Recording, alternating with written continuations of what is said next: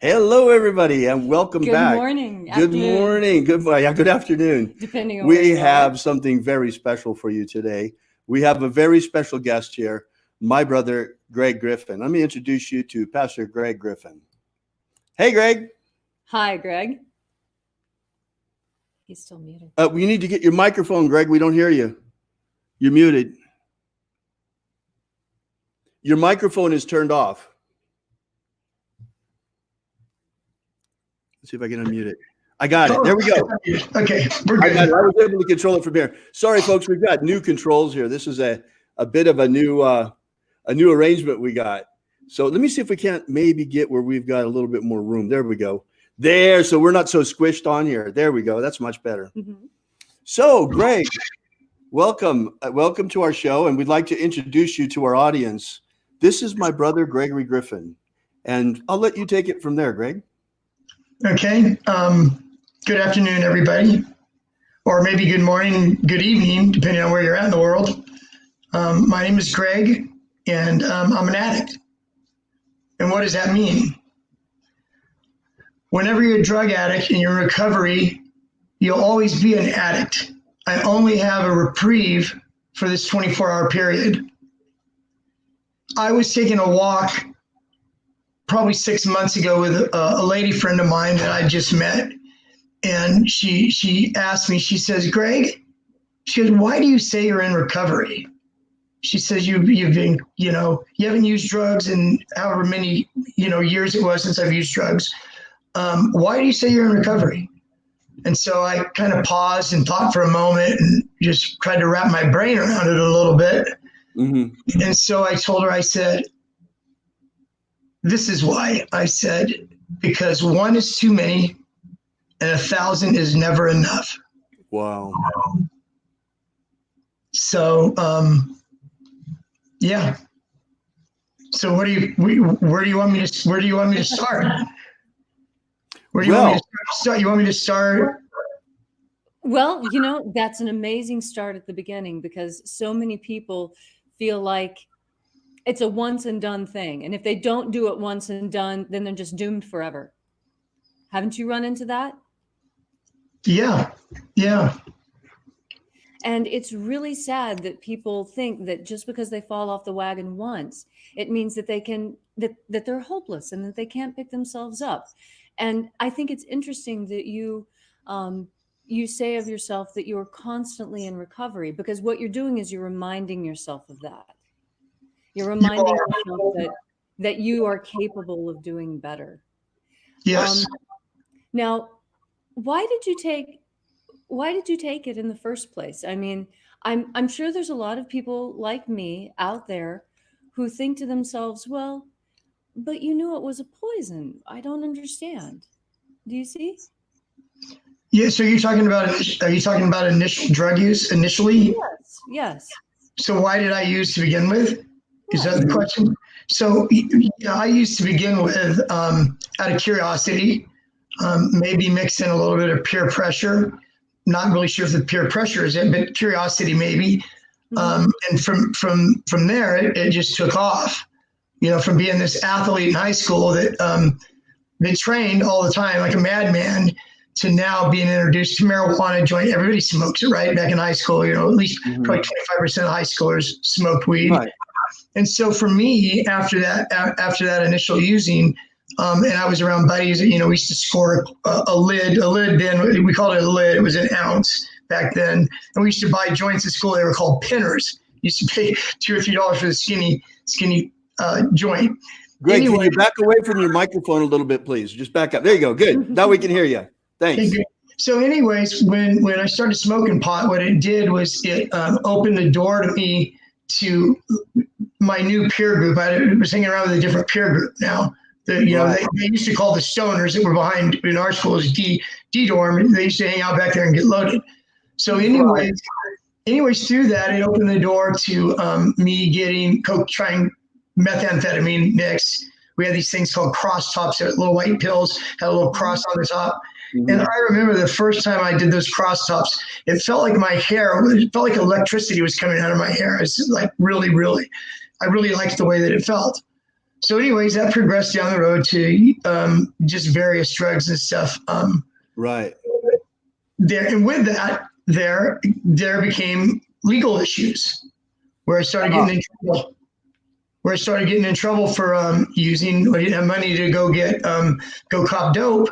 I would go to the next door neighbors and break into his house, and I'd take his tool set and bring it down to wherever I could bring it down to, and I would sell it so I could get money to use. And so I didn't have really too many boundaries around that. If I was able to do it, I did it. You know, it was very, you know, looking back on it today, something I feel very, very bad about doing. I actually had a chance to make amends actually to the next door neighbor. When I ran into him while I was running, after he moved away, I was able to make some amends with him. Oh, wonderful. So anyways, as I said, the ante went up the more and more trouble that I got into. Right. I don't know how far into, you know, my legal history you want me to go. But anyways, it ended up, you know, starting out with county jail for 6 months. And then from there, it was a year in county jail. And then from there, I went up to Nevada, up to Lake Tahoe, Reno, Nevada, there, and wrote a series of checks over a weekend, a drunken weekend where all I was doing was drinking and gambling, and was able to write these checks, checking into the casino, checking into the hotel. My attic mind and my own cleverness, which was crazy because I was bound to get caught doing this, was I would take these checks that I got, and I couldn't cash them at a cashier's place because a couple of weeks before that, we ran that out to where they wouldn't cash any checks for us. So what my brilliant mind did was I checked in to the hotel, let's say Caesar's Palace in Lake Tahoe, and I would check in for 4 nights in the afternoon, and then in the evening at 2 a.m. I would go to the desk and say I had an emergency in the family. And so what they had to do is they had to give me back 3 nights of a suite that I was staying in at $200 a night. They had to give me back $600 cash because they treated it like cash. So anyways, that ran out. I ended up going to county jail. Security guards surrounded me and all. I had 2 fake IDs. I had one of not my brother David, my other brother Mike. I had his ID and somebody else's ID. Oh my goodness. And so when security caught up with me and they found these IDs on me, they said, well, you're not this. Who's this guy? Has your last name? So it's my brother. And who's this other guy? So anyways, that happens. I didn't really realize how much trouble I was in at the time there for writing checks. Each check in the state of Nevada carried 1 to 10 years in the penitentiary. Wow. I plead bargain to 1 check. So writing the check at the hotel, 1 check is what I plead guilty to. And they give me 5 years in the state prison for that. Wow. So yeah, that was pretty. It was. You would think that it would have gotten my attention. You would have thought that. Right. And so as it was, I was in prison, I think for 2 years, and my brother David, who is now interviewing me with his lovely wife Leslie, my brother David came to me and he said, you need to go to a drug treatment program, Greg. I'm willing to put up, $3,000, whatever it was, David. I don't know what it was. I still owe it to you this day, even though that you swore it off and said we're even at whatever point in time. Maybe, we'll see. Anyways. Doesn't matter, Greg. It doesn't matter. So anyways, I went to a drug program. David paid my entry fee. Stayed there 6 months, left prematurely again. They thought I had a foundation underneath me. It was only a matter of time until I started using again because I had nothing in place. I had nowhere to go, no new friends to hang out with. So I went back to my old ways again. And so anyways, I violated my parole, which was in California, and I was instructed to go back to Nevada. This is 1989. So I went back to Nevada. And I was supposed to go report to the parole department, but I didn't. So I stayed there, started drinking and using again, went to Las Vegas from there. And that's when I was introduced to heroin in 1991 in Las Vegas, Nevada. So coming from this guy that was smoking weed back in, what would it have been, 1977, which people say, there's gateway drugs that lead to stuff. So for me, it was either pot. No, it was either cigarettes, alcohol, and pot. Yes, that's what. Sorry about that. So, anyways, for me, it was marijuana that led to that actually set off the chain of events where it slowly and gradually it ended up me trying heroin. Didn't get strung out right away. I kind of liked the way it felt, except it made me itchy. And before I know it, I was hanging out with a buddy of mine that was an addict, and before I knew it, I had a heroin habit. Wow. So, yeah, and it was.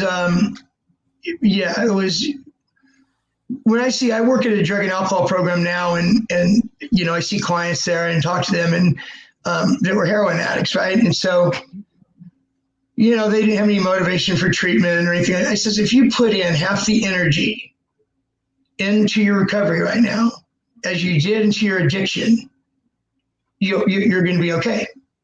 Because being a heroin addict was hard work. It was hard work. Really? I had to have money every single night. I had to have money before I went to bed. So I had enough to get my morning wake up, which I used to call getting well. I would describe it as getting well, so I'm not dope sick anymore. And so then when that happened in the morning, whenever we caught dope and we got well, then that's when the wheels started turning again, and where me and my buddy had to decide, what are we going to do today to hustle up the money, to fix again. And so that was an ongoing pattern. So, besides 91 to 97, besides getting locked up, got caught for paraphernalia, I ended up going to county jail for 30 days. And another time I had an open container, so I went to jail for 14 days. So that's a grand total of 44 days. So 44 days. From 1991 to 1997, there was 44 days during that period that I didn't use heroin, that I didn't shoot up. I shot up every day, several times a day. And so my brother David here, that's back then, he used to do tours. He speaks 7 languages. Anyways, so he used to check on me because as part of his tour group, one of the stops was Las Vegas. And so whenever he was in Las Vegas, whenever he's in Las Vegas, he try to check in on me. And it's funny. Here's a little bit of a story about Las Vegas and David. One time I was in the Golden Nugget. That's where David used to stay, the Golden Nugget. And so I went to meet him, and it was early in the morning. It was like 5 in the morning or something like that, 6 in the morning. And so we were in the casino. And we were talking about something. And all of a sudden, security swooped on us. And so security asked me what I was doing, going to kick me out. And then David said, what are you going to do, kick me out too? I stay here. And so anyways, they said, well, if this is your brother, you shouldn't be hanging out with him because he's not welcome in this casino and he's not welcome in any of the other casinos around here. So, so that was very interesting. So anyways, just fast forward away from my heroin habit and how difficult it was and how tough it was, as you could tell, fixing every single day for 6 years straight. Minus 44 days was hard. So what ended up happening with me was I had pain in my chest one day, and me being a heroin addict, I'm not going to go anywhere. I wouldn't even go to the hospital because I thought I was going to be dope sick there, not knowing that they would give me methadone or whatever they're going to give me, or whatever it was they were going to give me to keep me from being dope sick. Anyway, so I ended up in the hospital. I had this pain in my chest. I thought it was my heart. I didn't know. And so it wasn't my heart. I had to end up calling an ambulance for myself, went to the hospital to find out that my left lung was totally full of fluid, infectious fluid. And so they admitted me to the hospital, obviously, tried to drain my lung. I was in the hospital for 2 months before they ended up going into my lung one last time to see what was going on. I had to have surgery. Then they had to go in my lung and scrape it out, all this just nasty stuff. So anyways, if I didn't have any family or anywhere to go, I would have ended up dying. At the time of my discharge from the hospital, I would have ended up dying because I would have just left the hospital like I did at county jails. And first thing I do when I get out is I fix. How crazy is that? Right. So what ended up happening is my brother David first, anyways, I didn't know this behind the scenes of me being. I was in the hospital under Nancy Johansson. Nancy was my. I was a legend in my own mind, is what I was. Nancy Johansson. I was a legend in my own mind. So, anyways, the hospital social worker was in constant contact with my mom, daily contact with my mom. Behind the scenes, I had no idea that this was going on. And so mom would ask the doctor, should we come? Should we come? Because I was like on the brink of dying. And so the doctor said, well, not yet. And so anyways, I have this surgery, and for all the dirt and all the shit, my mom and dad, through the years, the hell I brought my mom through, from going to visit her son in Nevada State Prison, knowing they had to get on a plane, mom and dad, they had to get on a plane in Oakland, fly to the airport in Las Vegas, rent a car, and drive up to prison to see me with all these gun towers and razor wire and all this stuff. I later talked to my mom about this once I got clean and went home, and I'll tell you what they did for me once I got out of the hospital. It must have been horrible, to see your son in that position. But, I put myself there. So anyways, fast forward to the hospital in 1997. So what ends up happening is when I was going to be discharged, I was going to be discharged to go home to my parents, my mom and my dad. That's why I was going into my mom and all the shit I brought her through. And she's taking this heroin addict back in. Wrap your mind around this. When I got discharged from the hospital in 1997, I weighed 124 pounds. Yep. I'm 6 foot. And I'm 6 foot. Yep.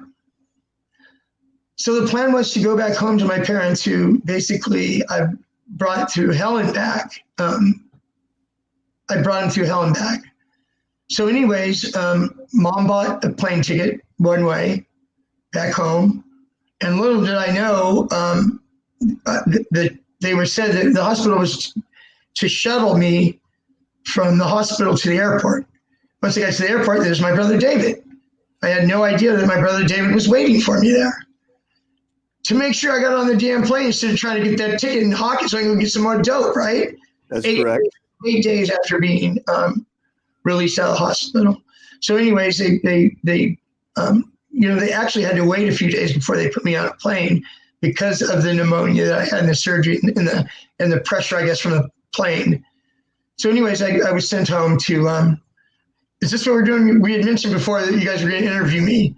So yes, we are. Go ahead. You're doing great, Greg. We're all absolutely riveted by your story. I don't have to. Well, I kind of feel like me. Just a little fast forward, a little information for the people out there that might be watching. Hopefully, people are watching this, because the end result of this is. There are, Greg. There are a lot of people watching this right now. We are right now. The end result to all this right here is that there's hope. Okay, I'm going to go chronologically go through what happened from my Vegas years. I call them my Vegas years. I call them my Yancey years, Yancey, Y-A-N-C-Y. The way I got that handle of Yancey was when I first got to Las Vegas, before I started shooting dope, I just drank a little bit. I was 29 years old, drank a little bit and stuff. Before I got started on heroin, I played poker every single day. And so I was called Yancey because there was a riverboat gambler called Yancey Johansson. That's where I got the name. Oh. So anyways, it's funny because my brother David, when he's seen me after I've come home to get rehabilitated and stuff after Vegas, my brother would bring up the name Yancey. Well, Yancey's gone now. Yancey, you put Yancey to bed when you left Las Vegas. My screen just changed. Is that right? My screen just changed. Yeah, that's right, Greg. We just made you big. Say it again. Made me big? We just made you bigger. You made me bigger. Okay. I like bigger, I guess. It depends, I guess. So anyways, I got on the airplane, and is it supposed to be like this right here? Me being bigger? Yeah, that's correct. I'll take care of it. Just trust it, Greg. Okay. All right. So anyways, I fly home to California. Mom and dad picked me up from the airport, and I come home.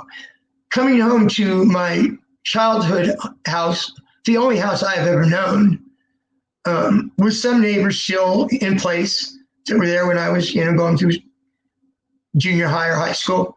And I remember very vividly that Bob Burgess, who was a pastor at a church by where we lived, later on, after I got a little bit more healthy, Bob would tell me, he says, boy, I was worried about you. He says, you looked like death warmed over.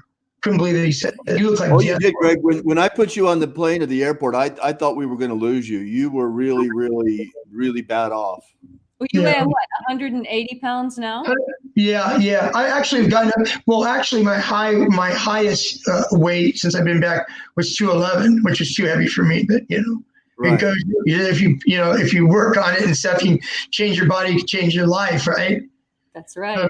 So, anyways, David, it's I didn't really know that and see that through your eyes about that. You thought you were going to lose me. All I had to do was wrap my brain around 124 pounds. And my sick head. This is what my thoughts were when I went back to my childhood home.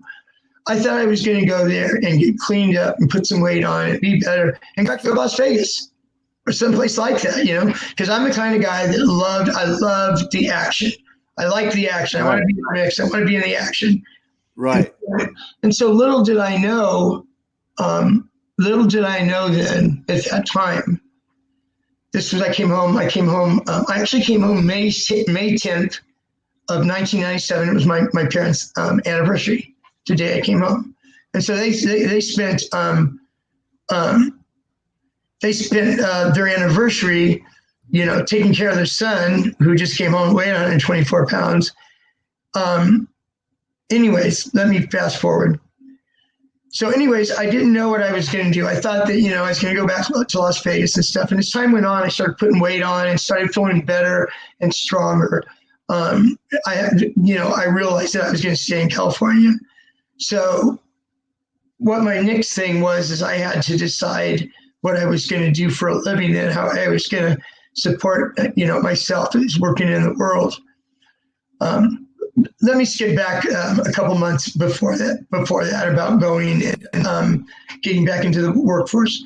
So I'm home now there, convalescing, going finally whenever I was ready to go out maybe in public, I went with my dad and went to my brother-in-law Bob, who I ended up coaching Little League with a couple years down the road from now.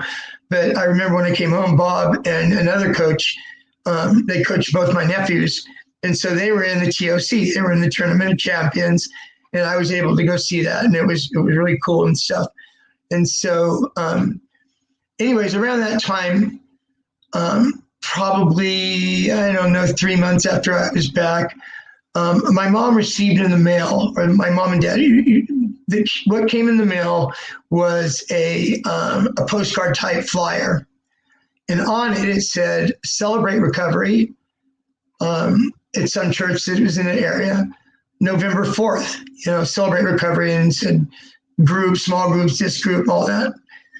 So anyways, it just sat there. My mom, it was on the coffee table in the back room where we watched TV at. So anyways, time went on. I still remember the date vividly in my head. It was November 4th, 1997. And so when we were about a week away from that date, I told my mom, I said, I see that you put this thing here.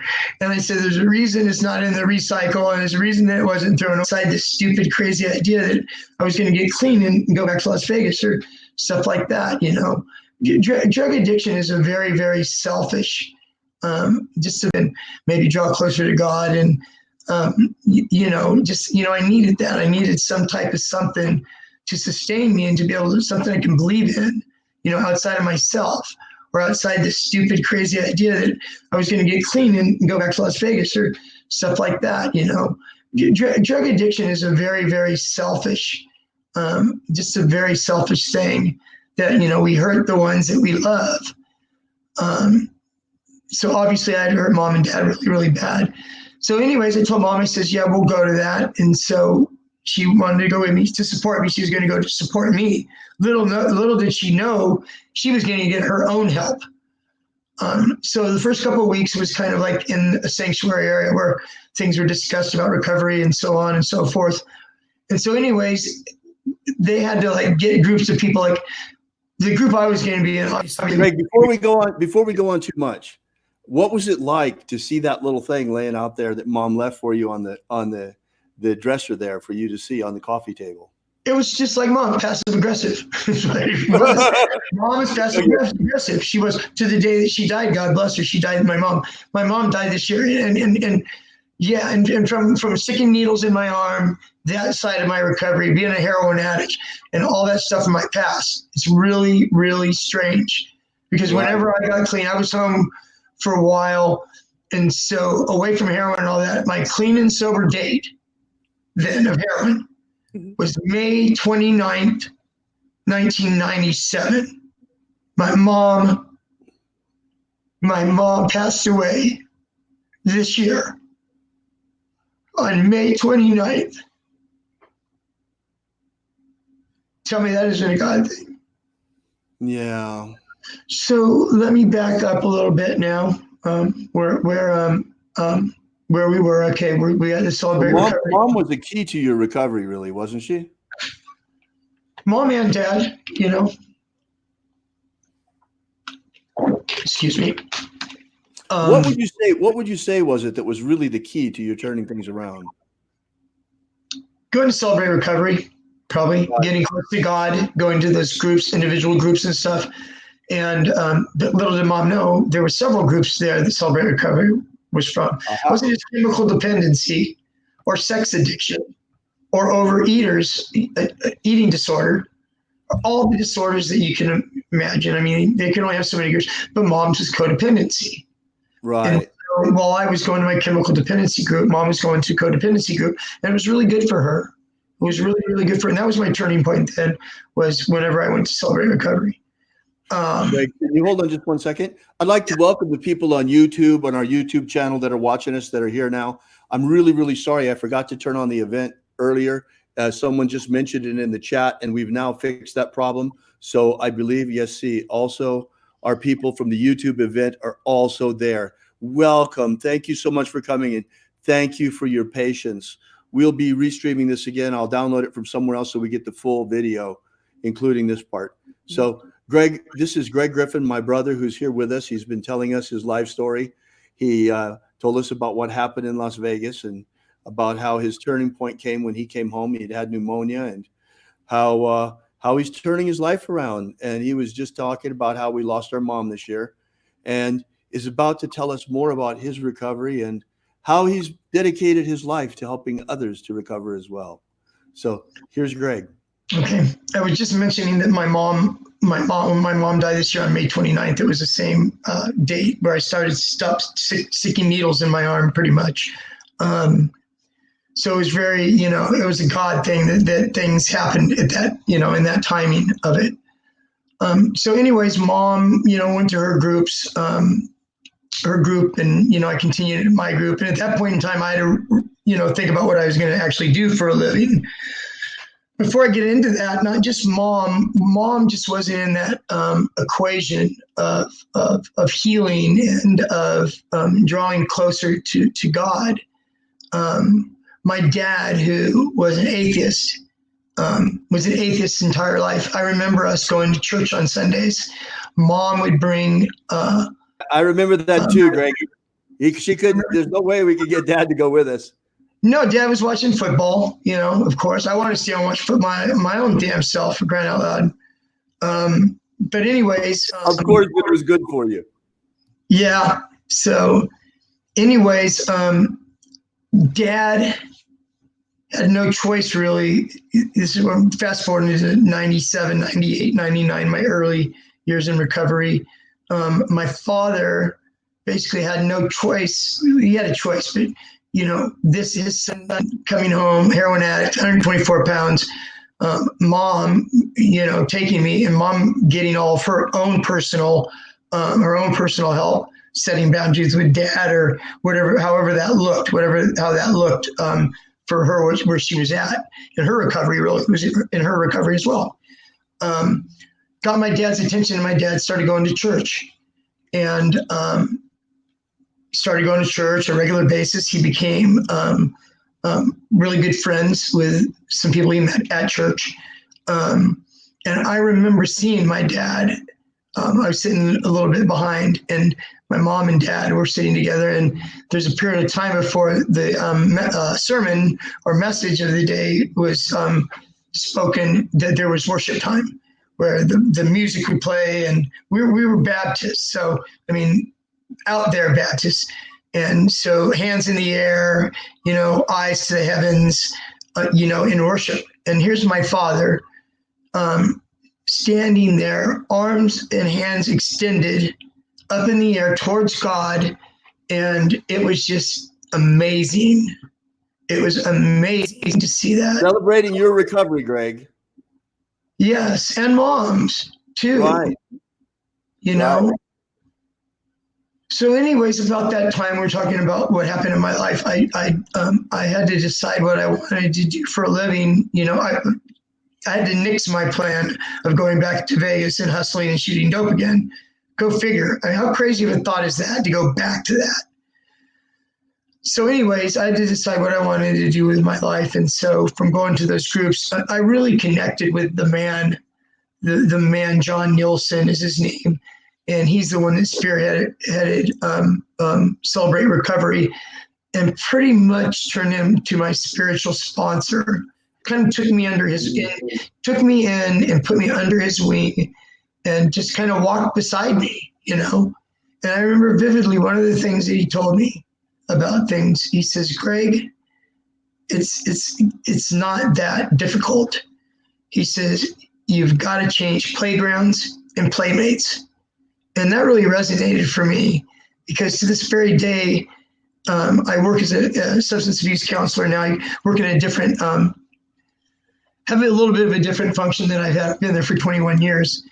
But anyways, I mean, the clients going through there that desire to be clean and sober and lead a clean and sober life, basically that in whatever form or fashion that changing playgrounds and playmates has, it's like one of the number one things for somebody to get some clean time. You can't go back to the old neighborhood where the people are doing the same things, and you can't hang out with the friends. Take all those phone numbers, delete all those phone numbers on your cell phone. Why do you? Yeah, they're worthless. Exactly. What for? What for? Yep. So anyways, I went to school for 2 years to get, once again, thank mom and dad. They paid my way to school, for me to be able to get a career and move forward in life, and which I'm really, really grateful for now. And so right now I'm at the point where I'm fast forwarding. I'm almost to the point where I'm going to maybe be done with my story here in a second. And you can take it from there, David and Leslie. But anyways, David and Leslie were at our house last. Trying to think. I want to interrupt you for just a second to read you a few of the comments that are coming in, Greg. Okay. Violet Voyager says, my little brother passed and I just get very wide-eyed then. So in a way, his passing and a little divine intervention was a turning point. Hi, Greg. Zeldin Garriga wants to know, was the recovery group based on the 12-step group? Thomas says, let's see. What's up, amigos? Elmar says, I'm also in recovery, clean from heroin and crack for over 20 years. And Synthetic Future says, he's speaking of things many of us have gone through, rich, emotional, and valuable experiences, charismatic backgrounds, JW, etc. are common in this path. Me too. Mom and dads are so wonderful. I was always abstinent for alcohol, drugs, and to a certain amount. Also for sex. I get psychopharmacia for free a lot. So when I was diagnosed with schizophrenia. So Greg, there are a lot of people that are here right now and that are hanging on your every word. And they're finding hope in your message. What would you say to them, those that are here today and that are feeling hopeless right now? There is someone right now, for sure, out there who's using and feeling hopeless and is here looking for a way out. What do you have to say to him today, Greg? Well, today at this very moment, looking for some comfort, or looking for some place he can be to where he doesn't put himself in a position to drink or use today. this is mixed in with the question about the 12-step programs. This is a mixture of that. The thing about 12-step programs is they're out there. They're every day. They're several times a day. I know just from AA and NA, they have pamphlets and flyers, or you can get on the phone actually and call Narcotics Anonymous hotline or Alcoholics Anonymous hotline, and they can tell you where a meeting's at. When is the next meeting in your area? If you got to drive 30 miles, you got to drive 30 miles. How many times have you drove 30 or 40 or 60, 100 miles to go get dope, Right. So, my suggestion for the time being would be find a 12-step meeting and go.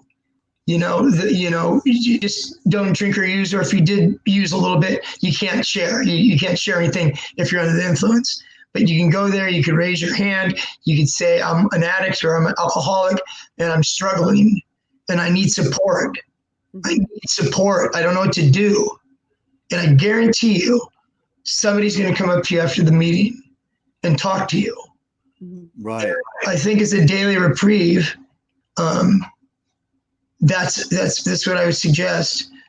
I'm going to share some of the end, a little handout to take with you, kind of thing, at the end of this webinar, and it basically is five challenges of early recovery. You'll see it at the end, and it has some really good information on that too, as far as being lonely and kind of being in your own thing. Wonderful, Greg. What was you said? There was another question. Was it the 12-step? What was the question about 12-step? Well, is it easy to make friends and change who you're hanging out with? Because, people, you want to change who you're around. That's a really important thing that you mentioned to us. So these people who are in recovery, they're different. They're not like your old addict friends. They're new. They're different. They have this willpower to succeed and to do better, and they are doing better. And you all support each other, right? Absolutely. And this is the thing I talk to clients today where I work. I do kind of like the exercise program at a drug program. There's two of them, long-term, short-term program. And I'm lucky enough to be able to go there Monday through Friday and be able to take both programs to the Cal Berkeley track. We're a half of a block away from the programs, a half of a block away from the Cal Berkeley track. And so exercise is really, really important, you guys out there. I mean, that's something that you can incorporate. So your question was what did you ask about 12-step? Making new friends. Right. How do you make new friends? Right. That's really important, Greg. That's something you said that I think is really, really key. And, of course, if you go back to the same neighborhood, you're going back to the same people you've been hanging out with who are still using, you're going to use. Absolutely. So going from people who are using in your immediate community to building community with people who are already in recovery is huge. Yes. And so this is what I would suggest. And this is hammered. I'm not a 12-step Nazi or anything like that. I believe in it because of the fact of what you're speaking of right now, David. I don't hammer it. You got to do this. You got to do that. You're going to die. If you don't do this. The thing about 12-step is it's what we're just talking about as far as making new friends. If you go to a 12-step meeting, what I would suggest, so we're talking about transitioning from, first of all, delete all the numbers of the connections and the people that you used to talk to. Just because you're not around anymore, forget about it. You don't need those folks. You don't need those people anyways. They're just going to drag you down. So when you go to a 12-step meeting, there's a thing called sponsorship. In 12-step, you get a sponsor. It's kind of like I said to John Nielsen, the Celebrate Recovery. He was a spiritual leader. He was a spiritual leader to me. But you need to go to a meeting, several meetings, to get that, just to get that support. Raise your hand and say, I'm looking for a sponsor, whether it's a temporary sponsor or whatever. And to get a sponsor, what you do is when you go to the meetings, you keep your ears open and listen to people that share. And somebody that has clean time, I would suggest at least a year, maybe more clean time.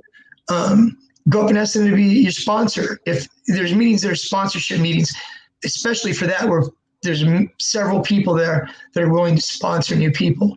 So you get a sponsor that's been around for a while.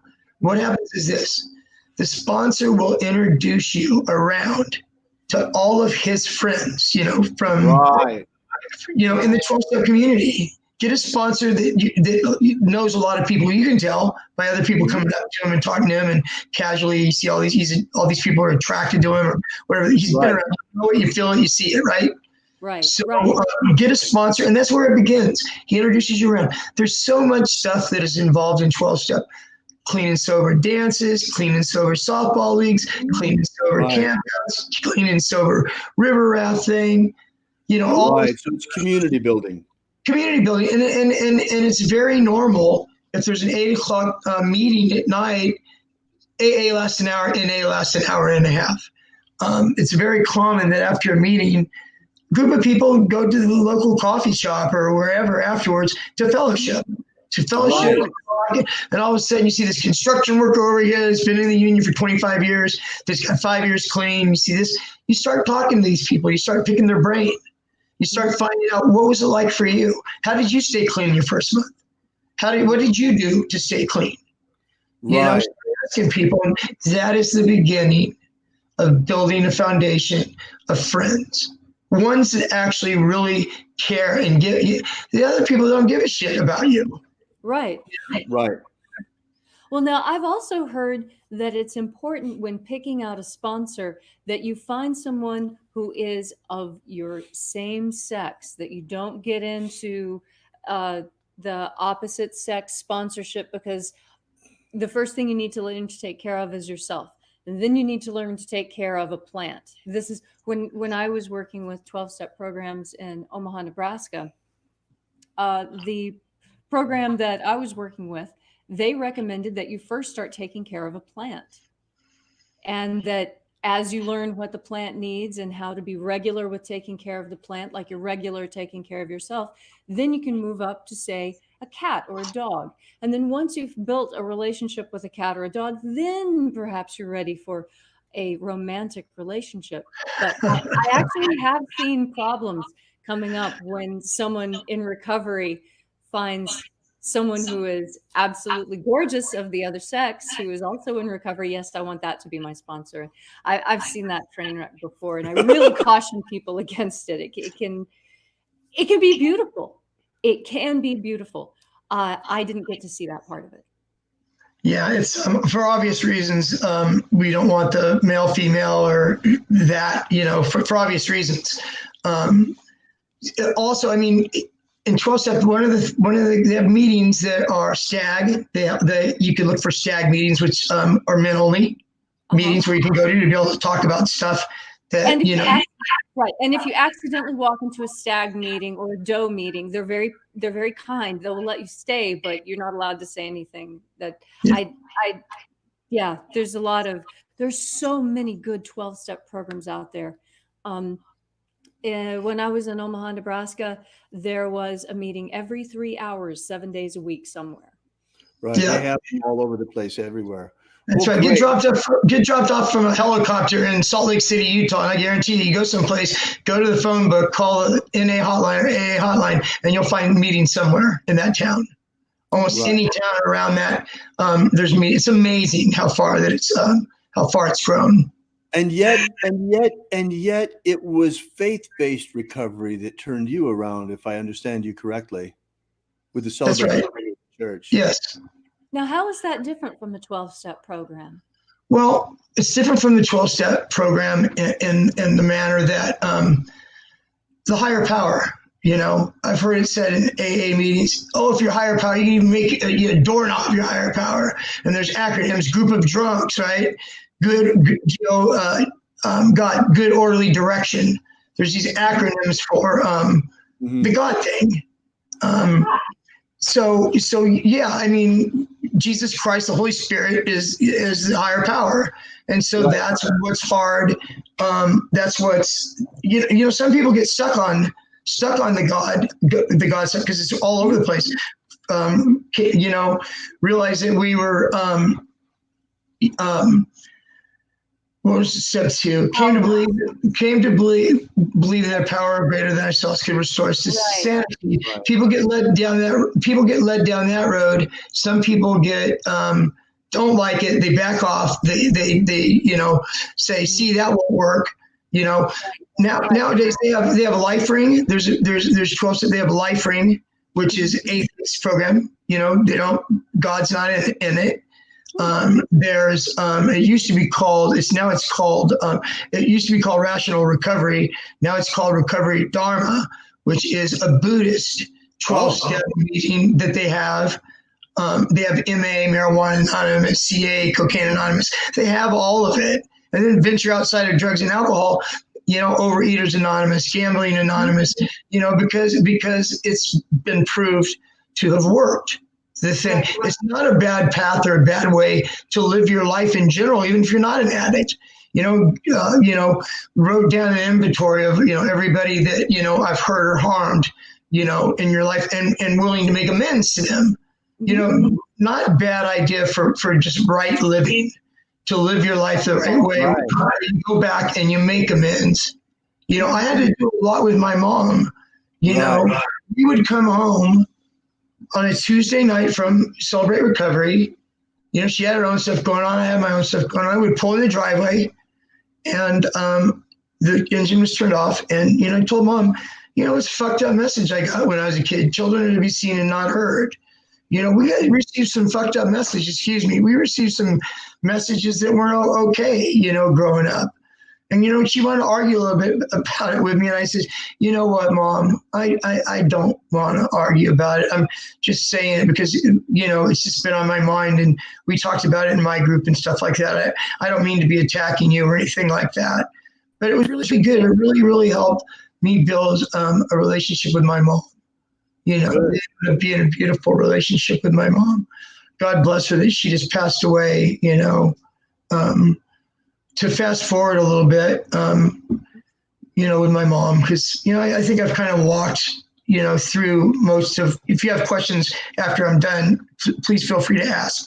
But mom had been sick for the last year, and bless my little sister Lori's heart. She was there for her every step of the way. And so we came to a point to where we thought we were going to lose Mom. So before she died, like, thank God, Mom and Dad, my mom died May 29th. Mom and Dad got to celebrate their 65th wedding anniversary on May the 10th, 19 days before Mom died. And it was a God thing. I feel they needed it to, you know, some people would ask my mom, what's the key to 65 years of marriage? My mom would say, separate beds. Separate beds, Mom said. So anyways, Mom went to Stanford back and forth on these medical things. She just, you know, she had a autoimmune disorder where if she had a surgery or something like that, or had anything done to her, she couldn't heal properly. And so anyway, she was rushed to the hospital in early May. Me and my sister were there, and they brought her in an ambulance. And my sister yelled, she's having a stroke. She's having a stroke. She was having a heart attack, actually, is what it was. They brought her to the hospital. They revived her. She came out of it. 2 days later, she came out of it. And I told her, I said, Mom, I got to feel what it felt like for you to die, because I thought you died. And I said, from this moment forward, you are now my bonus mom. And she loved that, the bonus mom, because she was, you know, and it gave me an opportunity, you know, those last few weeks, to really love her up. I loved on my mom. Love on your family, you know. They're not going to be here forever, you know. And so now we're at a place where, you know, my dad, you know, 65 years married to my mom, currently my father. I mean, he's having a hard time. I mean, 65 years. And he's got some dementia and stuff going on, you know. And so I'm there for him. I live with my dad. I help take care of him with my sister. And so anyways, I had a moment with him an hour and a half ago, 2 hours ago. It was a touching moment for me. before, I always usually leave a note to tell Dad where I'm at, where I'm going, when I'll be back. I put my phone number there and Lori, because he's got a little bit of dementia. And, we have a new thing with area code. You got to dial the area code, even in your same area code. You got to dial the area code first and the number. And so we have to write that there and remind Dad that, we should do that. So anyways, this was at noon. So around 11, I was taken off from the house, and I went in. My dad was in bed. And I told Dad, I says, I'm going over to Lori and Bob's right now. What are you going over to Lori and Bob's right now? I said, I'm going over to Lori and Bob's right now because David and Leslie are going to interview me, or I'm going to get to share my story a little bit. By the way, whenever I found out, I think it was last Thanksgiving, that I was going to be able to share my story, when I was invited by David and Leslie to tell my story, it excited me. It excited me. And I said a prayer before I came in that if it could impact just one person, it would be successful. So I told Dad. Okay, you've impacted more than one person, brother. There are a number of people here. I can feel the Spirit of God moving on people through your words, Greg. There are people that are going to be touched. They're coming out of this, watching this different today. I can guarantee it. That's good. That was the hope. That's the hope. That's the hope.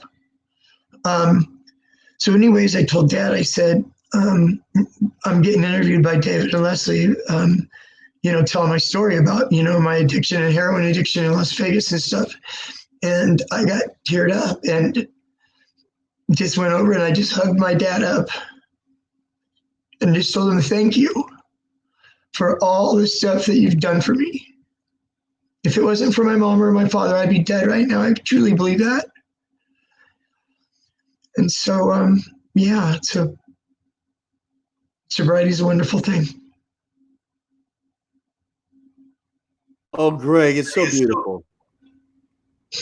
And we're so pleased that you will share this story with us. I'm sure that there are a lot of people out there who have similar stories, but they don't have the confidence that you do to share this story. Thank you, Greg, for making yourself so vulnerable. There's so many people who are looking for help and looking for hope, and you being so honest and so open and so vulnerable is opening the way for people right now in this very moment. Because they can see that you are like they. And you're not a bullshitter. It's like there's no lie in you. Doesn't exist at this point. Not anymore. When I used to sell the phony jewelry on the streets of Las Vegas, there was a lot of bullshit in me. Oh yeah. That was Yancey. That was Yancey, yes. Not Pastor Greg. Yeah. And a lot of it too is like Bob's in the room with me right now. Bob is the computer guy, and my brother-in-law, I love him to death. And my sister Lori, it's just, and then Dad at home. I mean, I'm surrounded with, love and friends and caring and all that. And it's what life is all about, is relationships. Absolutely. And stuff. So for those out there that are struggling, I mentioned the 12-step stuff, when you pick a sponsor, pick somebody, you got to remember there's going to be a part of vulnerability to you as you work the steps with your sponsor. Find somebody that you feel like you might be able to open up with and share. Because I'll tell you what, in sharing your hurts, habits, and hangups with somebody, there's power in it. To be able to name it and say it and put it out there and process it with your sponsor and move through it. There is so much there's so much power in that you let it go. You let it go. It's gone. It's the past. Move forward, So yes, any questions? Are we going to open up for questions or anything, David, with anybody? Or are we set up to do that, or in the chat? Or are we going to be able to open up with anybody to share? Yeah, we will in just a second, Greg. Okay. What else do you got? I'm going to take a look here and see if we've got if we have, all we can do is read their comments. If you have questions, be sure and post them in the comments. Okay. In this platform, we can't have them join in with us so easily. Maybe next month. Maybe in next month's webinar. The next time, Greg, that you want to come here with us, we're going to do this in a group setting where people can also talk to each other. Mm-hmm. Today we thought it was the best is to do this because you'll reach the largest audience. A lot of people will hear about this, and and will be moved by your message, I'm sure. And one of the things that I would like to mention is, we've talked about Buddhist recovery, atheist recovery, 12-step recovery, Christian recovery. There's also pagan recovery for those people who don't feel comfortable with any of the above that have been mentioned. That's right. And there's also magical spells that go along with recovery. And there's Buddhist mantras that go along with recovery. And you've described exercise programs that go along with recovery. It's huge. Exercise. If I could give an addict that's recovering two traits or two things to gravitate towards. One of them would be exercise. Exercise, where you elevate your heart rate. I was a marathon runner, so I'm privy to the aerobic stuff. But it's so good to go out there for anxiety. For a lot of reasons, it tense those muscles up to get out there and breathe. At least 25 minutes to be considered really a workout. Walking, right. Brisk walking is very, very important. And then the number two thing is humility, the ability to be able to be humble. And humility is not thinking less of yourself. Humility is thinking of yourself less. That's a beautiful way to state it. Because I think a lot of people get hung up on humility as a way of beating up on yourself or self-depreciation. No, it's not thinking less of yourself. It's thinking of yourself less often. And I mean, this is number two. I mean, might be my top 3. I don't know, but it's just a really, really good thing. You're going to a meeting, you're raising your hand, you're getting a sponsor that you can connect with, right? And you're doing this stuff. Being humble and being that's a big one. Being teachable. To be open and willing to hear stuff and suggestions on, what you should do or could do or think about doing. Because I'll tell you what, guy, it didn't work our way, right? We tried it our way. It didn't work. So, look for another way, and by being humble and teachable, I think that you're on your way. Wonderful, Greg. There's one thing that I would like to ask you about, because you mentioned this in your written biography when we were putting the page together for recovery. And that is the role of adrenaline. Are we talking about the addiction, about getting involved in addiction? Because are you referring to part of my autobiography? Okay, well, let me just put it this way. I know you pretty well, Greg. I've known you through this whole process. And, when you were a kid, when you were in high school, you were really, really driven. You were 4-year letterman, lettered in sports, lettered in wrestling. I mean, you were really, really good at what you did. You really excelled.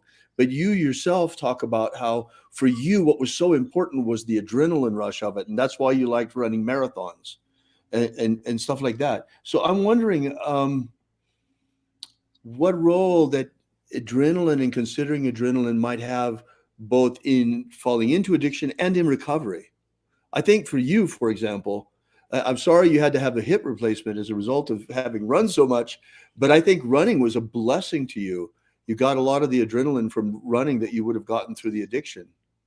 Yeah, that's true.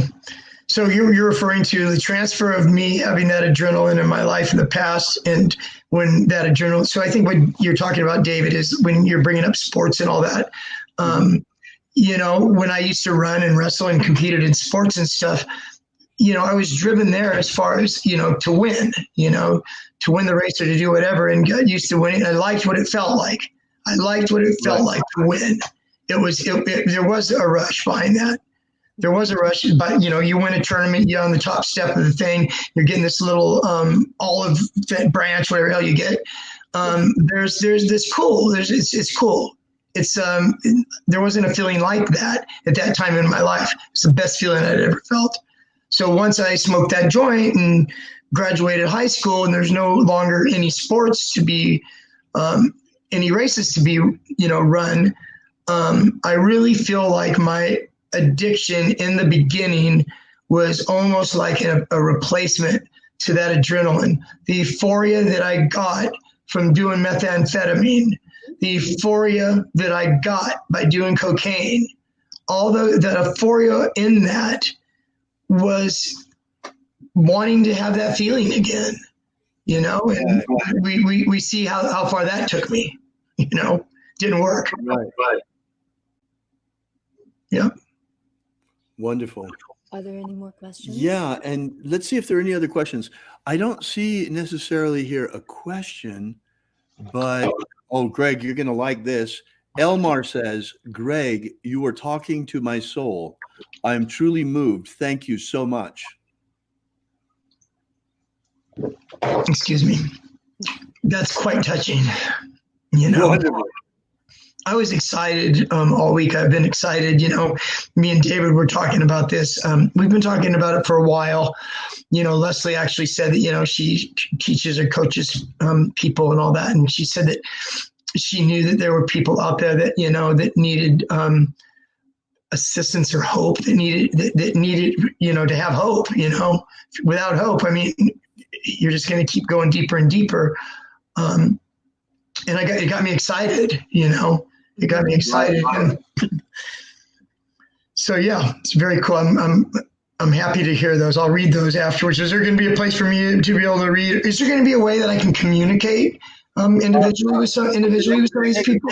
Next time, not this time, Greg. On this platform, it's not really possible. You can see the comments. They're on the side there. If you click to the side on the comments, there's a comments button on the side of your screen. Oh, God, I see them. And then you can see the comments yourself there. Yeah, I'll take time to read these after. I'm just looking at a couple.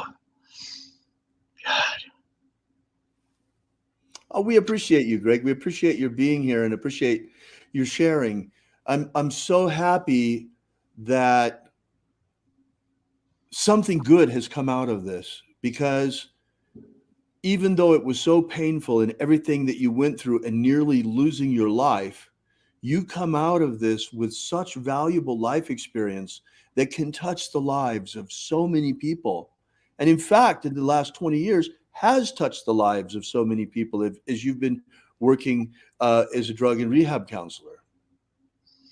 Yeah, I'm also a real estate agent. Just throwing this in there because I have a comment to say about the drug and alcohol counseling. Greg, we lost your mic for some reason. We can hardly hear you. Oh, sorry. Go ahead. Can you hear me now? You're fine. It was me. Sorry. Can you hear me now? You're fine. That was mine. My bad. My bad. Go ahead. I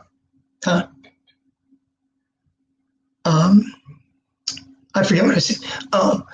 Whenever I talk about the drug and alcohol program that I work at, and people in my life that know me, going throughout the day, I'm going throughout my day, and they say, "Where are you going?" I said, "I get to go to Newbridge today. I get to go. It's I get to go, not that I have to go.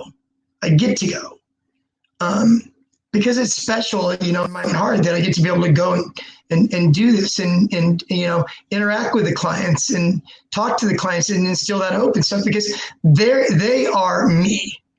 They are me. Right. And I see that, somebody was leaving the program the other day, and I asked one of the clients, I said, who does he know? I mean, who's he close with? He's close with this person. He's close with that person. And I says, get them together and we'll go and we'll talk to this guy, right? So they go and they talk to the guy and they tell him the reasons. Well, you got a daughter that's, 8 years old. You go out there and you relapse. You got these crimes hanging over your head. If you leave here prematurely, you're going to go to jail, right? And so they do what they can do to be able to get this person to stay, right? Whether it works or not, I tell my clients that rallied up to talk to him. Afterwards, I said, not only is it important that you're talking to your peer and trying to encourage him to stay, you are talking to yourself as well. You are reinforcing your own recovery by saying the things that you're saying to him. Mm-hmm. Right. That's right. You know, we talk about that pretty frequently, David and I, that when you really get down to it, if this is all God, all of it is created, and it is all one. I'm you, you're me, we're both David, we're all just reflections of each other. But you make that operative. You actually bring that type of very high minded, philosophical, ethereal idea, and you bring it down to earth in such a way that it makes it a viable way to become whole again. It's really impressive, Greg. Thank you. Wonderful. We so appreciate your being here. So, Greg, what's it been like over the past 20 years working with people in recovery? Well, it's cool because, you know, it gives you purpose in life. And I think purpose is important, you know. Yeah, and I mean, it kind of reinforces, you know, what I share with them, you know.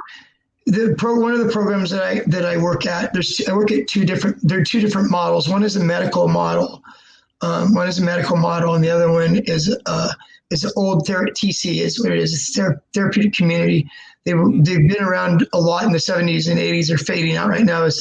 But anyways, it's behavior modification. It's what it is. So the two programs are totally different, you know. Right. And so yeah.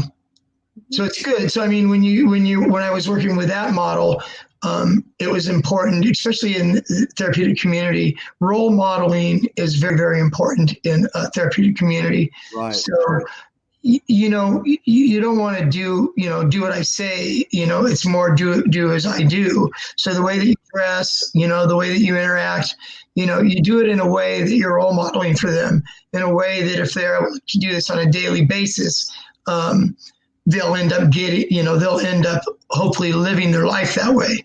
They're required, after being there 30 days, they're required to come on the floor. They have to wear a tie, and they have to have their pants iron increase every day. We're talking about, this is a guy that's been shooting heroin for 25 years. This is an old prankster motorcycle guy that's been, you know, doing methamphetamine for 50 years. And we're trying to teach him, you know, forget rehabilitation. We're trying to habilitate him.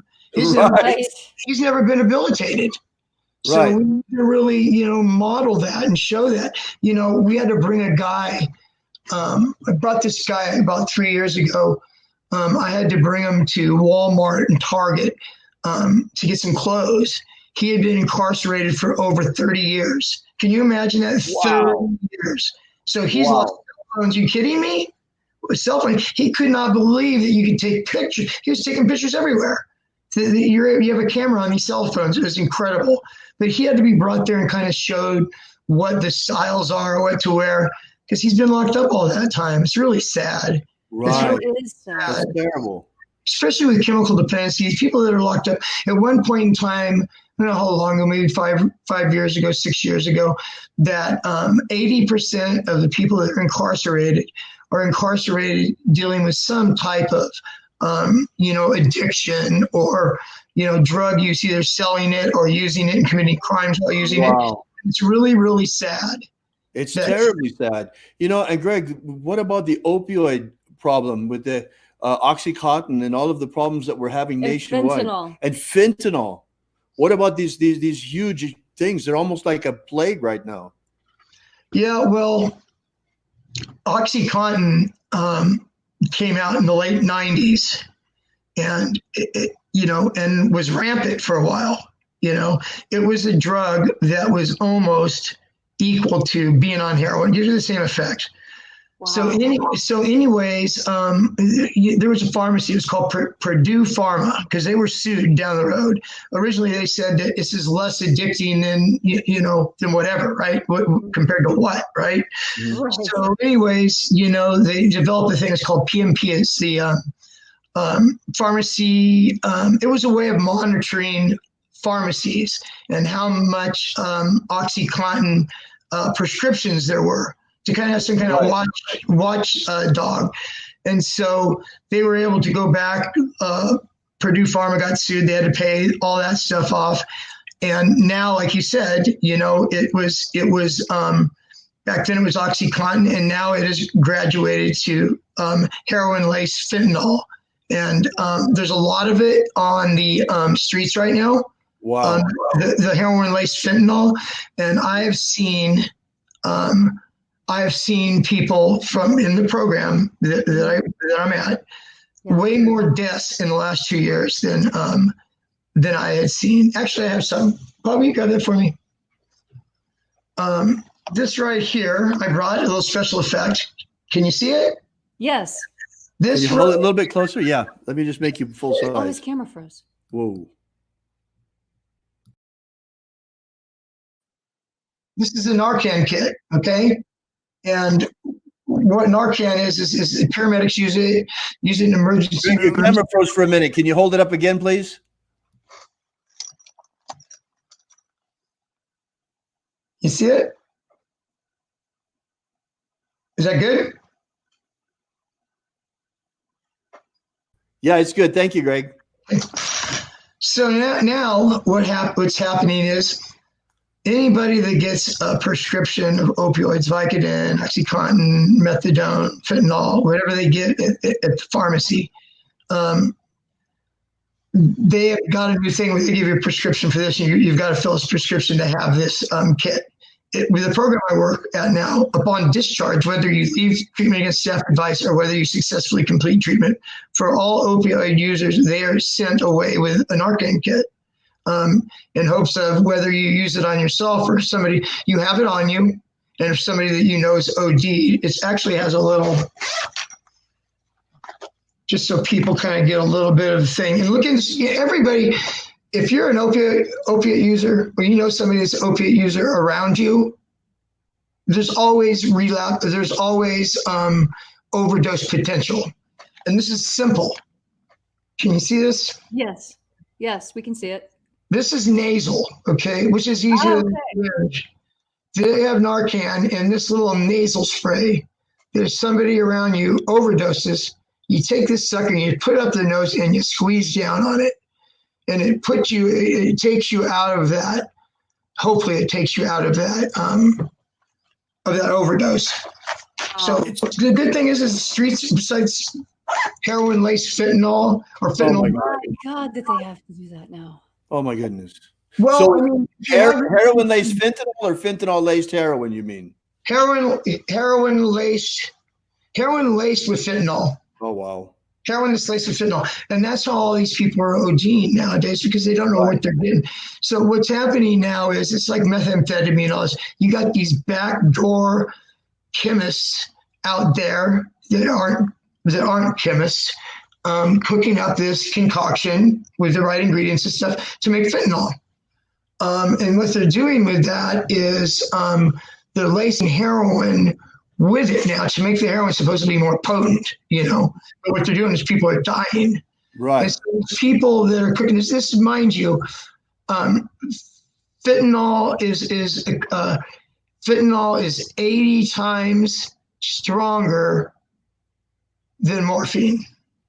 So that is strong. So you can imagine you're going to trust this backdoor chemist making this fentanyl stuff that they're going to lace the heroin with to, stick this in your arm.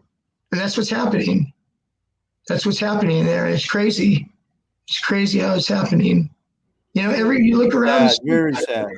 Yeah, look around the streets. Go to San Francisco, go to Oakland. This is my area that I live in. And you have all these homeless encampments and stuff and all these people that are strung out. That's why these Narcan kits are so important.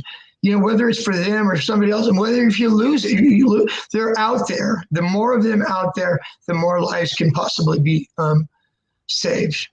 Right. It's not a solution, but at least it's something out there that will help. Wow. Yeah. Wow, that's amazing, Greg. Yeah, wow. it's crazy. I'm really sorry to hear that that's what's going on. It's really, there's so many.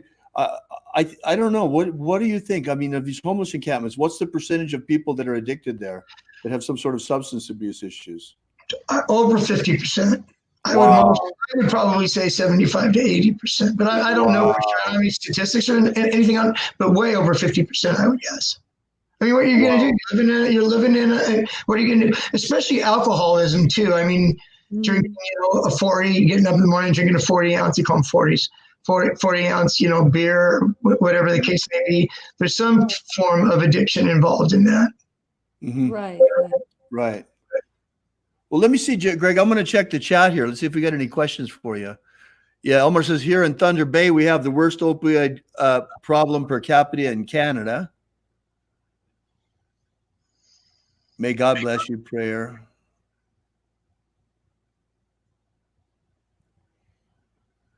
Well, I'm not seeing a whole lot of new. Oh, Greg, what are your thoughts on methadone maintenance therapy? Someone asks. Well, methadone maintenance, it's used for different things. It can be used for detox off of heroin. Mm-hmm. It's used quite often now for pain management. It is a form of drug that's used for pain management.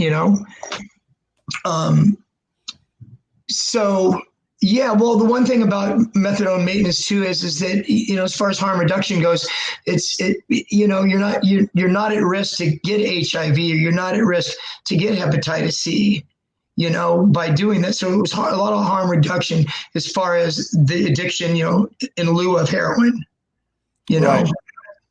And a lot of people, they have a new thing out. I don't know if folks know about it. It's buprenorphine. It's called buprenorphine, and what it is it's an agonist and it's an antagonist both.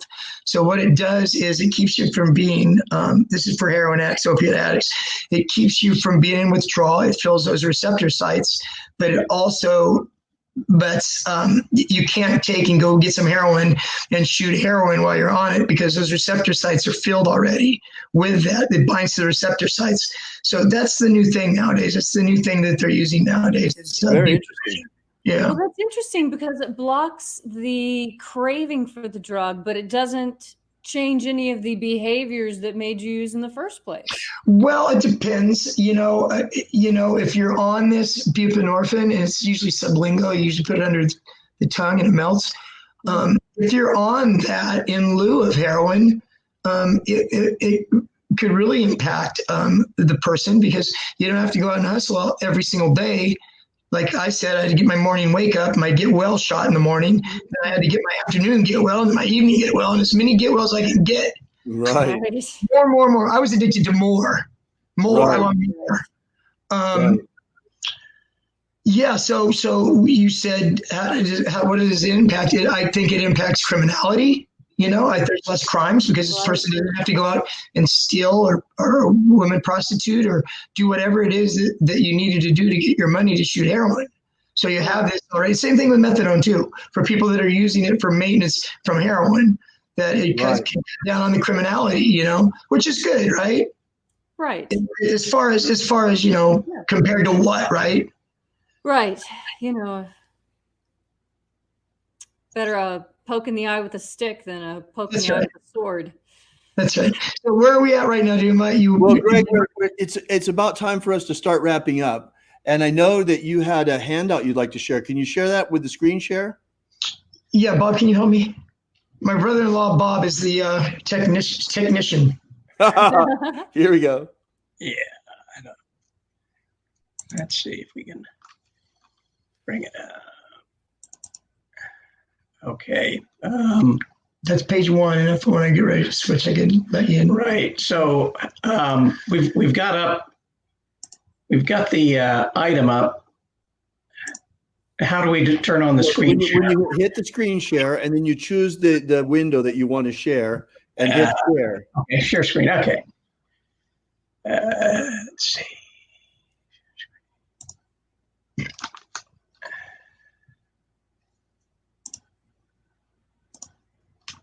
Okay. Got it.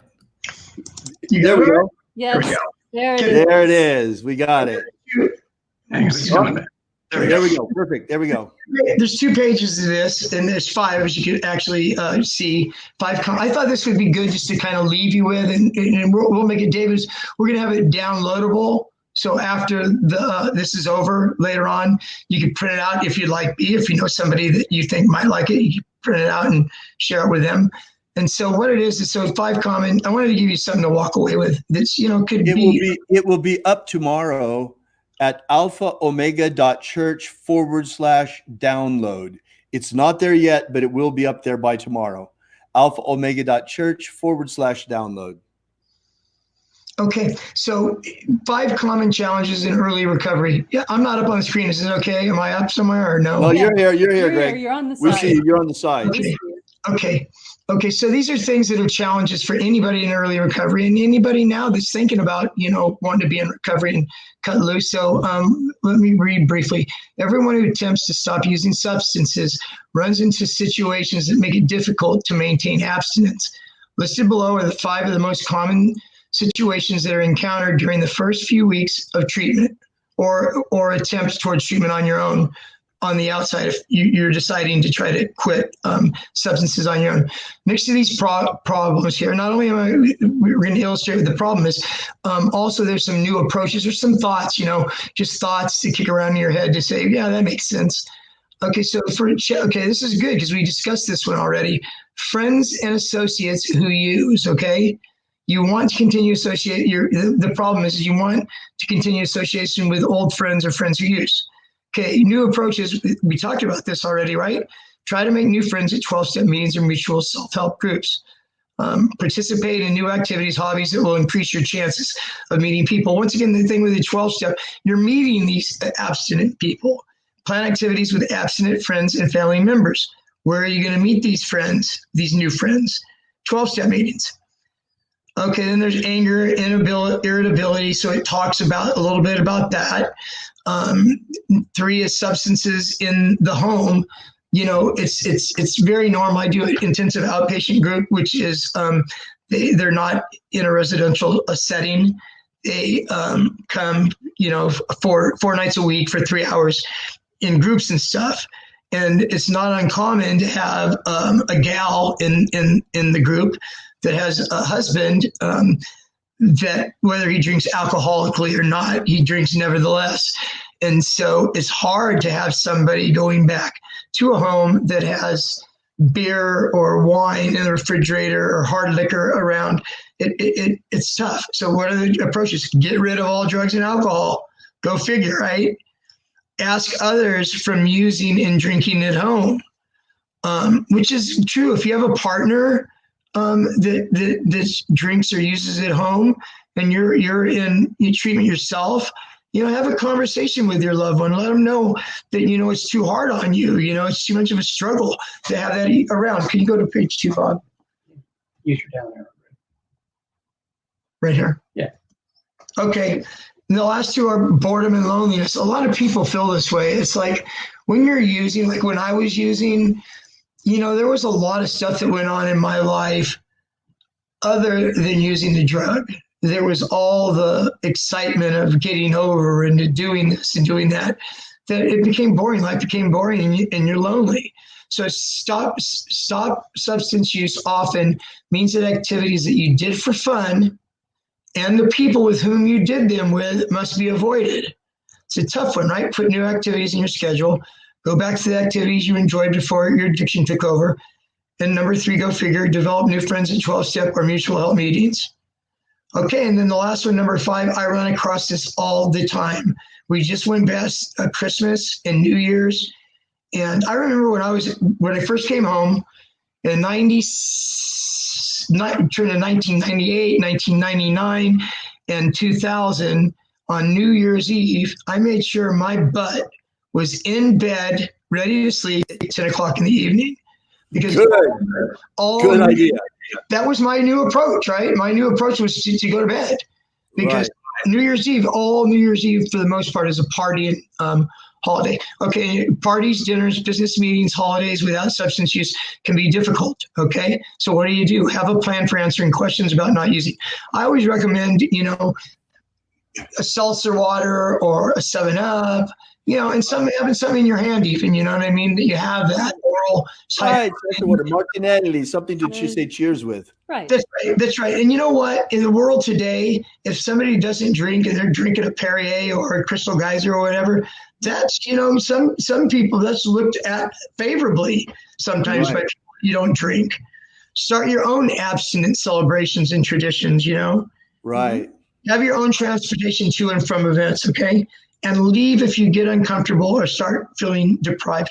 To add to that right there, to add to those special occasions or any occasion, be it, you know, a wedding, a birthday party, whatever, I recommend for somebody going into this in recovery to bring a clean and sober friend with you that you know you're close to as your support, you know, Right. and to hang out with you so you have that. Or develop a plan, like I said earlier. No going in that if this happens and this happens, I'm just going to leave. You know, I give myself permission to leave. Right. So Right. put together a plan. That's a big one right there, number 5, special occasions. Right. Yes, it is. Right. It's huge. It really is. So there's some That's questions huge. here on the bottom of, you know, the 2 questions are some of these issues likely to be problems for you in the next few weeks? Which one? How will you handle them? So what it's doing is having you identify what's coming up. You know, I identify that, you know, my wife's birthday's in 3 weeks, whatever it is, and how will you handle. So craft together a plan. Put together a plan. What do they say? What is it? Failing to plan is planning to fail. You know? Right. So plan ahead on those type of things. This was really wonderful, David and Leslie. I really, really enjoyed this. It's funny. I want to share with. How do I click off this, Bob? Yeah, let's turn off that screen share now. There we go. I got it. Right. I got it. We're good. Oh, Bob's pulling mine up too. We're good. Okay. Greg, the screen is yours. Okay. Let me see what I lost my train of thought of what I was just going to say. So, anyways, I guess in closing, you know, thank you for thank you, David and Leslie, for giving me the opportunity to do this. It doesn't get any better right now as I'm feeling this and I'm saying this right now to the screen right here and reading some of the comments. Some of the comments that were there. This is just a beautiful, wonderful thing for me to be able to do this, to be able to share my story with somebody. Am I perfect? Heck no, I'm not perfect. Do I still have issues? Heck yeah, I still have issues. It's called the human condition, for crying out loud. That's right. And I got my brother-in-law, Bob, that did this computer stuff for me and pulled these up. I love him to death. He's been so supportive through all this with my dad, you know, taking care of my dad. And, you know, I told my sister to go back to mom and dad, you know, the bonus mom and all that with my mom. I tell clients at work, they found out that my mom had passed and, you know, they give me their condolences and stuff. And I said, you know what? I said, after all the stuff that I've done in my life and lived, me and my sister were there every step of the way with my mom. And I told my sister, I said, my job right now, I live with my dad, so I'm caretaking with my dad. My sister co does that, and my brother-in-law Bob does that too. I told Lori, I told the clients, I said, you know what? I could not have had more resolve and a better sense of closure with my dear mother when she went. And my goal is to do the same exact thing with my father. That's great. Thank you so much, Greg, for coming here and sharing your experience with us. Everybody here really, really enjoyed it. I know they did. And, you know, I want to make a quick announcement just before we go, Greg. And that is that today is the beginning. This is the kickoff. This live event is the kickoff of Alpha Omega's new recovery program. Now, my brother is going to be doing, you know, coming back here and doing pastoral counseling and doing groups. This is not the last time that he's going to be here. Next time, we're going to try and have something that's a little bit more friendly to interaction so that you can interact more with Greg, those of you who want to. So this is going to be a monthly thing. Greg is, at this point, committed to come once a month, and we'll see how it develops after that. So anyway, if you're not on our mailing list yet, you should be. You need to get there. You can sign up for it by getting our free download at thescienceofmiracles.com, for example. And you get that download and you'll be on our mailing list, and we'll let you know when the next one is and what's going on. We're planning on having something every third Saturday of the month. So we kind of got this carved out for Greg. All right. Well, Greg, thank you so much for being here. We really appreciate your being here, and we'll see you. Bye, Greg. God bless you. Thank you so much. Well, let's get a good party shot at Greg there. Bye, everybody. continued. All right. And to everybody else, remember, what is it? Have faith and expect a miracle. Thank you.